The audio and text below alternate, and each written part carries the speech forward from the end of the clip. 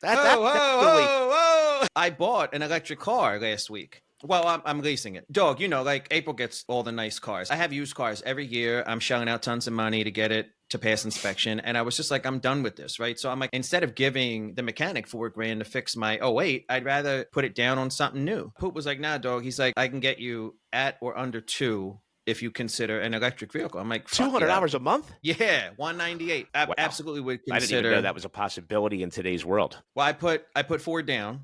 Okay. And it's $198 a month. I work from home, so I can keep it plugged in at the house. Now, granted, that's not as fast as a charging station, but if I'm sitting at the if I'm sitting working or I'm talking to you for 9-10 hours a day, it's plugged in, right? Like it's helping. Like I texted you guys yesterday. I was at the charging station. I went from 44% to 92% in 30 minutes. And it cost me like $28. So it's the same as a tank of gas anyway. You know what I mean? But you're not sitting there for 30 minutes for gas. You're not. Yeah. I'm not saying the trip to recharge is as convenient. There's no way that that's possible. But the car is dope. Like, and I love it. It's got a giant 17-inch screen. That's cool. It's really cool. And there's no CarPlay or Android Auto, which I thought that was going to be an issue, but it's called connected services. The things that the car needs to stay connected to the internet are free. So like you can't hop in the car, connect to Wi-Fi and stream Netflix. But like when the car needs to use Google Maps, that has data and it's free. But they have like their own version of Google Maps and it takes charging and your battery into consideration with your route. So it'll tell you like if you want to drive to Cape May, it's going to take you 2.5 hours. Battery's going to be at 2% when you get there, or your battery's going to die halfway through. You should stop at this station, add 30 minutes to your route. The big 17-inch screen is over to the right, but your console, your dash that you have behind the wheel, you could move the map to that. And like it never occurred to me that. So where like your odometer or speedometer would be, you can change it to Google Maps. You change it to Google Maps. And it never occurred to me like, yes, you need the map directly head on. Why would you be wanting to turn up or down? You know what I mean? So like, interesting. The kids love it. I love it. Me and Julia just drive it to the corner and we'll wait for the bus just because it's just so dope to be in. It's not just getting the car and the cool tech inside, which is phenomenal. Dog, it has one pedal. There's no brake. What do you mean it has one pedal? Okay, so the brake is there, but you're only allowed to use the brake when you're in reverse and there's an emergency. What do you mean you're only allowed? It comes with rules? What are you talking about? There's a button on the screen that says activate one pedal. Okay. And when you activate the one pedal, you have one pedal. You push down on the accelerator to go. The harder you push, the faster you go.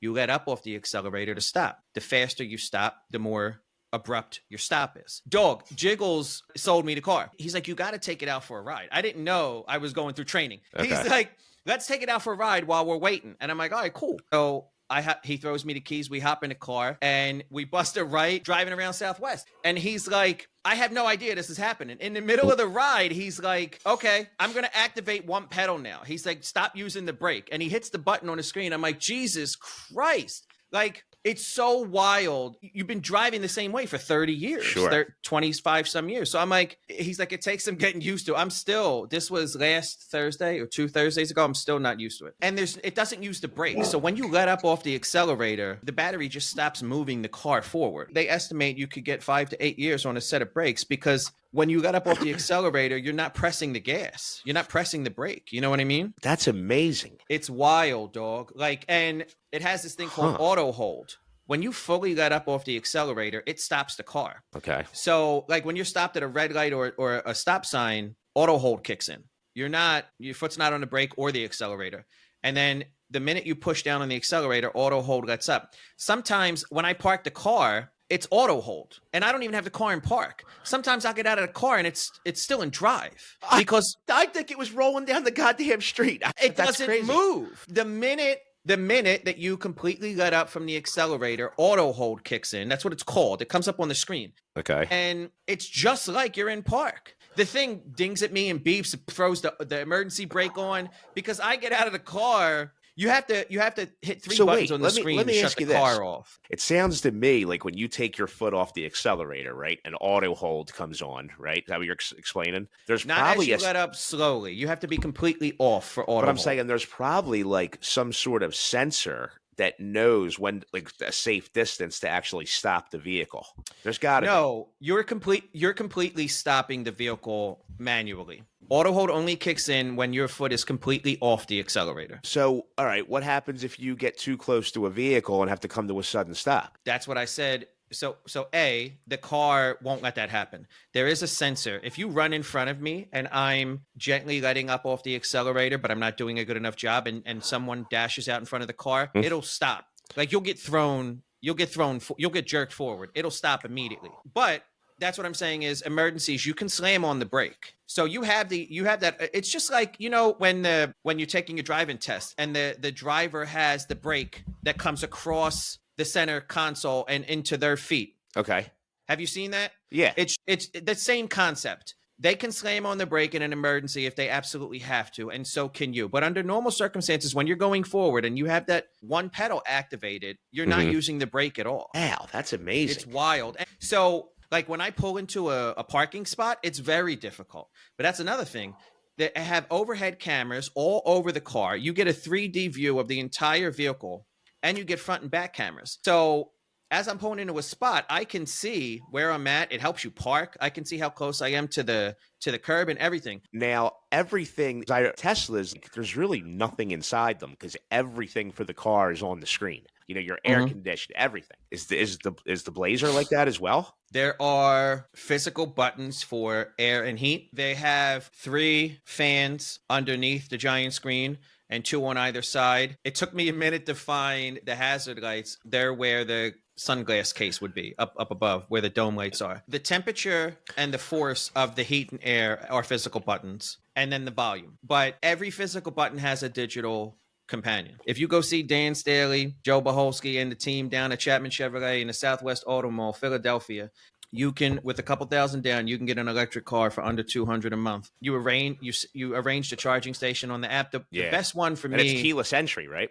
Yes, the Is best it a one card? for me. Is it like a card that you have to swipe? No, you have a fob. I don't have it on me. You have a fob. I can start it from my phone. It's crazy. You could see how much battery you have. You can monitor. If you're not at the charging station, and like I just had it plugged in at the crib, you could monitor the battery going up. You know what I mean, from your phone. But there's a super fast charger at the Wawa in Malvern. I don't know if you've ever been there before, but the Wawa in Malvern has like 12 Tesla charging stations and then a bunch of like regular EV charging stations for like GM and other makes and models as well. So I think that's also the difference, I think, a little bit between Tesla and the other EVs. Like I think Teslas are designed to charge much faster. Yeah, they have their own stations, yeah. So a supercharger, if you're able to get in onto one of those, right? Because what I understand too, when they have these charging banks, right, whatever the hell they're called, super fast can go up to 350 kilowatts. I've never gotten that high before, but it could go.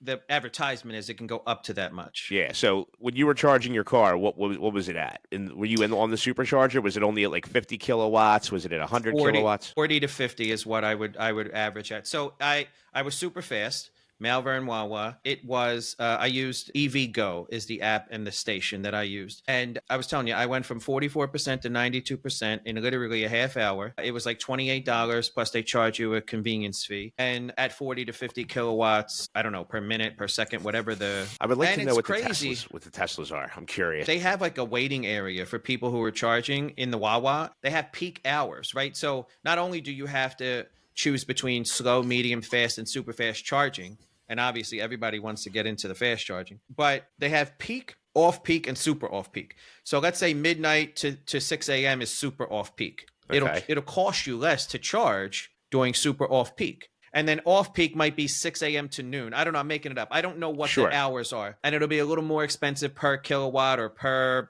percent. They're stroking you. They just want more money. It's the same electricity. You know what I mean? Like there's a mindset change. You have memory muscle from driving with two different, a brake and a gas. I have a whole folder of apps on my phone because there's Blink, there's EVgo, there's Amp Up, there's Plug Share, there's EV America. There's like Google Maps tells you every option available to you in your zip code. And so like if you drive to one and you don't have the app installed, you got to sign up for the app. One of them makes you prepay. Like I had to put $20 on the app. I haven't been able to find a friggin' Blink station near me in the last 2 weeks, but I got $20 on the card whenever I get there. It's a little anxiety inducing when you start to get down to like yesterday I was at 40% and I'm like, shit, Like, let me just go 40%. That's a little under a half tank. I know, but like when you called me last night, it took me an hour to drop all of Rocco's friends off from the Y, and I lost 12% just taking everybody home from the Y. You know what I mean? So like, okay, so that's interesting. It sounds like then it does probably function a little bit similar to a gasoline powered car, meaning like if you're doing a lot of start and stop, and you probably lose power more than if you're just traveling 70 miles an hour on a highway. Jiggles was saying in the winter